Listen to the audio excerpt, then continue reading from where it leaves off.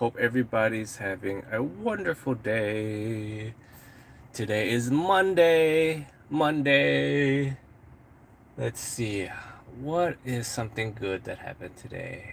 I'm trying to figure this out. I don't know. It's kind of hard to figure out what's good these days. Let's see. It's Monday. If you guys are watching this later, this is the first Monday after the market's been crashing, and today was a big day because it's the first day that the markets are having a full trading day after Trump's tariffs. So everyone was very curious to see how this Monday was gonna go. As I said before, um, yeah, so I'm trying to figure out what's good that I saw today. You know what's something good that I saw today? I don't know if it retains to you guys at all, but I just thought it's funny. It's a funny thing to me. Um, I saw in the news today that this little girl got department stores to start making girl pants with pockets. I just thought that's so funny. I don't know, you guys know, I have a little one, and I have a niece. Um, my niece, sometimes we get her clothes, and we hang out a lot with my brother's family. And one of the things she complains a lot about is her pants don't have pockets. And my wife also sometimes complains about it because I carry all my wife's stuff in my pockets. Guys have pockets. And I guess they're slowly trying to make more pockets for women's pants. And I just thought that's so funny because this drives me more like that really bothers me about this is that sometimes they make women's clothing with pockets, but they're fake pockets. So it's like they spend the time, the buttons, to put together the pockets, but they don't spend the extra like time to sew it in to make real pockets. I don't know if you guys know, for pants, especially like jeans and whatnot, one of the most expensive parts is actually the zipper and the rivets that go in there. And so that's the part where I'm like, well, they spend money on getting zippers, they spend money on getting the buttons, those metal buttons that are sometimes on like jeans and whatnot. But they don't want to spend the extra 2-3 seconds it would take them to put pockets onto women's clothing when they no not pockets, functional pockets. And you know why? The real reason that is, it's so they will buy handbags. If you don't have pockets, you have to buy handbags. So ladies out there, if you really want to fight the fashion industry, stop buying handbags and they'll start making pockets in your clothes. I don't know. That's something that I thought was very funny. It's literally, I just saw the headline that this girl got department stores to start buying clothes with pockets on them. That's your random news for the day. Let's see what else is going on. I mean, we can still talk about it. It's still the most relevant thing out there right now is the tariff thing, and I've been saying this cannot be solved by zeroing out the trade balance. It's impossible. Like, I said this in the beginning, like weeks and months ago. Actually, I said, what did I say? I said the problem is America doesn't make anything that other countries want, or the people of other countries want. We make one thing really well here in America. That's guns. And weaponry, military stuff. That's our main export. If you're talking about goods, that's like our main thing that we export out. We sell one fighter jet. You got these other countries out there trying to sell avocados for like pennies. This, you know how we roll in America? We sell one jet for $600 million. How many avocados is that? I don't know. I just thought that was funny. Um, yeah, the problem is we don't make a lot of stuff in America. I think I saw today Trump was talking about Japan. Like Japan, their people they're gonna come, and they're kind of gonna try to negotiate. And Trump was talking about how they don't buy American cars. We buy a whole lot of Japanese cars. They don't buy our agriculture. Like our fruits and vegetables and whatnot. The issue, okay, guys, is that American cars are too big for a lot of the other places like Europe and Asia.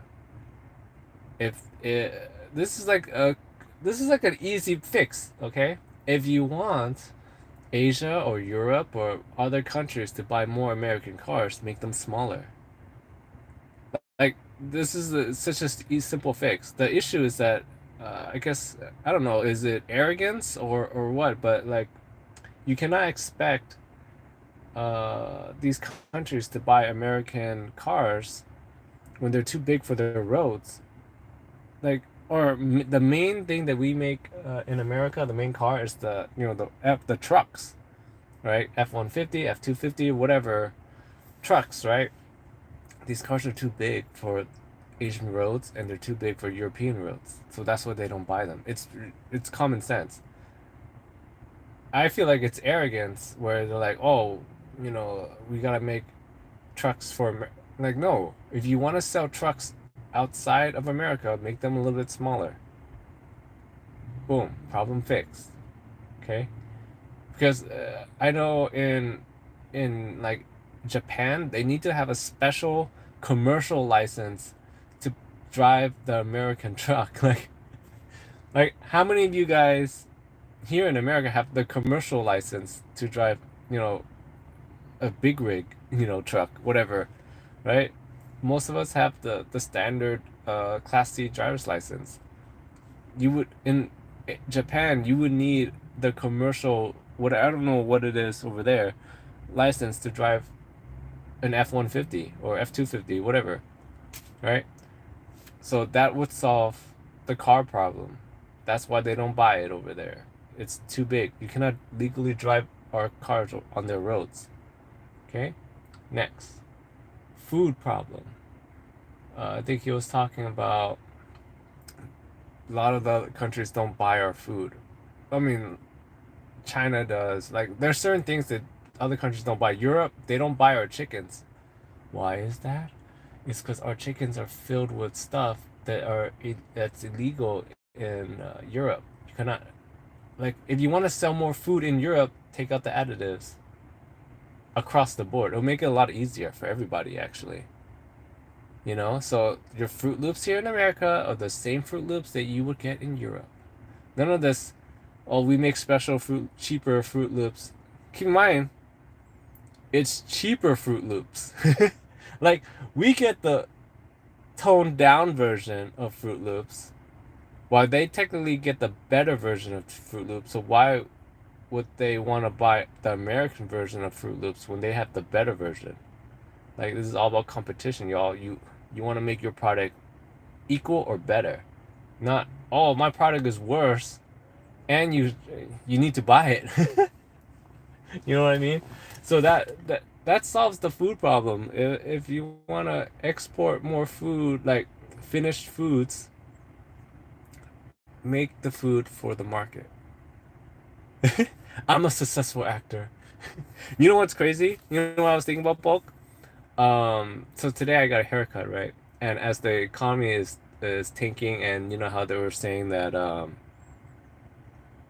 like you gotta bring back manufacturing, all these jobs are being affected. So I got a haircut, and I was sitting in the chair, and I was thinking to myself, you know what? Uh, one job that's like not affected at all, barbers. I don't know why I was like, oh, you know what? We should all just be barbers. Like everyone just learns how to cut hair, and we'll all just cut each other's hair.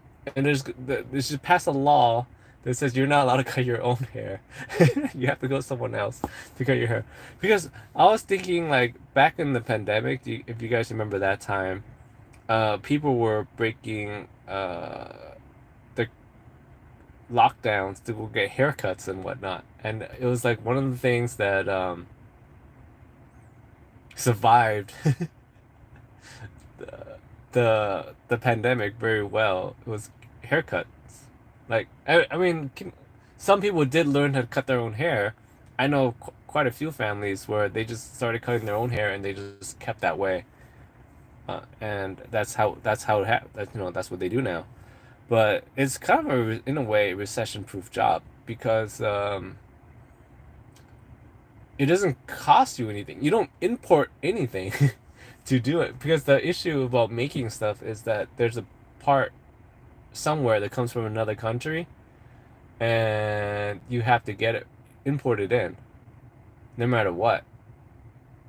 So there's some part somewhere that needs like I saw this great one. It was like, oh, American brew beer, and they were like, oh, we make the beer here, and then they're like, that's great, but the hops that you use to grow the beer to make the beer, is that grown here? And they're like, oh yeah, we grow our own hops and everything. Okay, but the fertilizer you use is not something that they make in America anymore. The potash fertilizer, we get like 90% of that from Canada. Okay, so then that has to get imported in. So there's a part somewhere, and then you go, oh, and then the big vats that they brew the the beer in. You're telling me all those parts are made in America? Well, of course, some of those parts are not. So then you need those parts too. And like there's a bunch of stuff. But okay, hair cutting, right? You just need a pair of scissors. You can be cutting hair anytime, any economy. Hair always grows, and there's gonna be some guy that wants to get their hair cut. So new law, no one's allowed to cut their own hair. You have to get think about how many jobs that is. Yes, yes, yes. I saw if you guys are into Tim Dillon at all, I find him hilarious. He did this great telling of Charlie and the Chocolate Factory modern version, and I thought it was hilarious. If you guys have some time, check it out. But this is the basic premise of his retelling of Charlie and the Chocolate Factory. Uh, Charlie takes over the chocolate factory, and he actually the chocolate fact owning the chocolate factory slowly corrupts him and turns him into a mega businessman, right? You gotta think Charlie, right? Charlie and Chocolate Factory. You gotta think about Charlie. He he just wants enough money to get his family out, right? But once you get there, right? What is the next step for Charlie after he gets his family out of poverty, right? Or you gotta grow the business. Because what is one thing that every person that doesn't have money, what's the biggest fear that they always have?